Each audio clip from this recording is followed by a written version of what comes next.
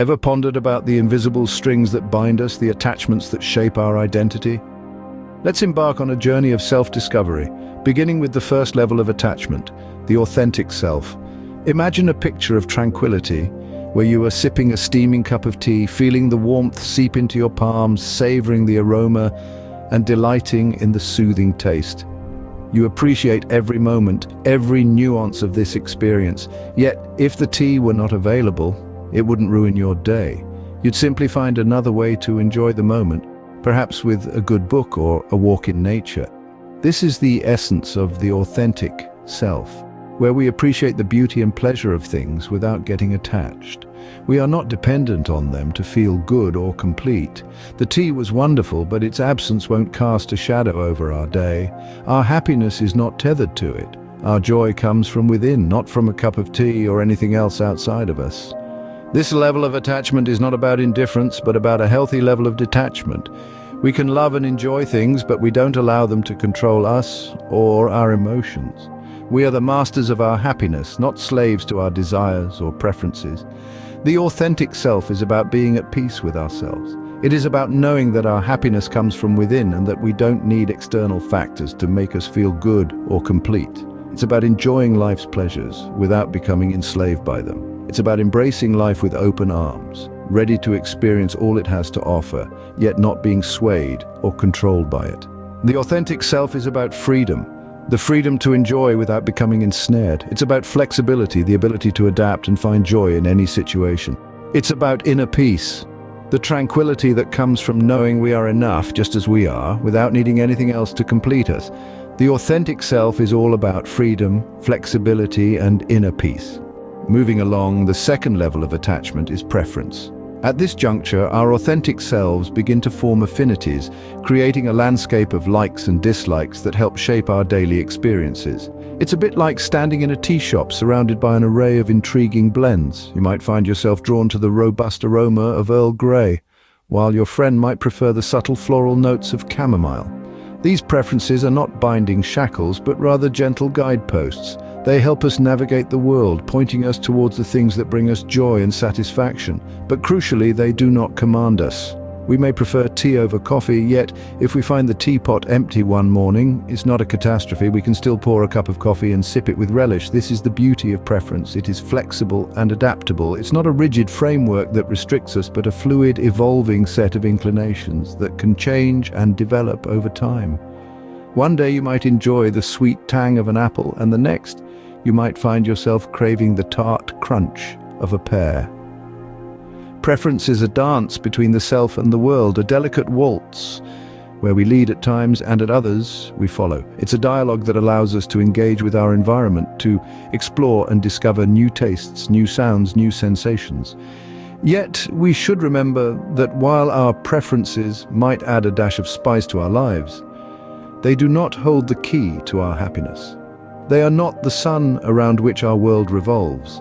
They are merely stars that sprinkle a bit of magic on our journey, making our path a little brighter, a little more colorful. So let's enjoy our preferences, let's let them guide us, but let's not let them bind us. Let's remember that we are more than our likes and dislikes. We are complex, multifaceted beings who can find joy in the unexpected, in the unplanned, in the unpreferred. While preferences add flavor to life, they don't dictate our happiness. Now, we delve into the third level of attachment, identity. Imagine a world where our preferences start to become not just something we enjoy, but a part of who we are. We're not just tea drinkers, we're tea enthusiasts. We're not merely fans of a certain music genre, we're its ambassadors. We're not just people who enjoy reading, we're bibliophiles. These preferences, these choices, they start to weave into the fabric of our being. They become a part of our identity, our personal brand. We start to see ourselves through the lens of these preferences. They become our identifiers, our badges of honor. They are the things that set us apart, that make us unique. But as our preferences become our identity, something interesting starts to happen. We begin to feel uncomfortable when our choices aren't available. If we can't find our favorite brand of tea, if our music isn't playing, if our favorite book isn't on the shelf, we start to feel a sense of discomfort, a sense of unease. Our happiness starts depending on these choices. We find ourselves feeling out of sorts when we're not surrounded by the things that we've come to identify with. Our mood starts to fluctuate based on the availability of our preferences. We start to cling on to them, as if losing them would mean losing a part of ourselves. But here's the thing. When our preferences turn into our identity, we start losing something very precious. We start losing our flexibility. We become rigid, boxed in by our own choices. We become less adaptable, less open to new experiences. We start to close ourselves off from the world, hiding behind the safety of our identity. And with this loss of flexibility, we also start losing our inner peace.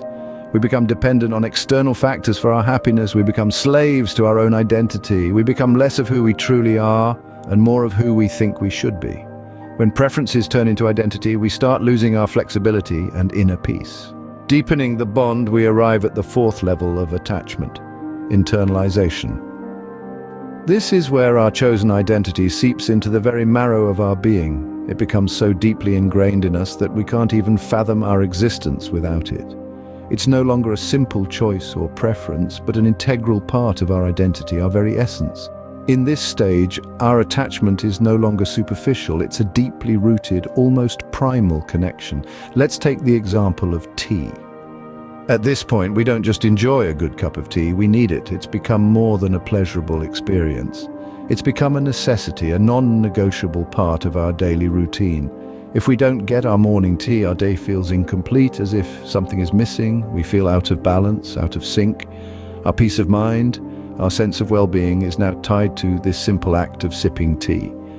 It's not just about the taste or the aroma anymore, it's about the sense of comfort and familiarity it brings, the sense of continuity and routine it provides. Our happiness is now, to a large extent, dependent on our choices.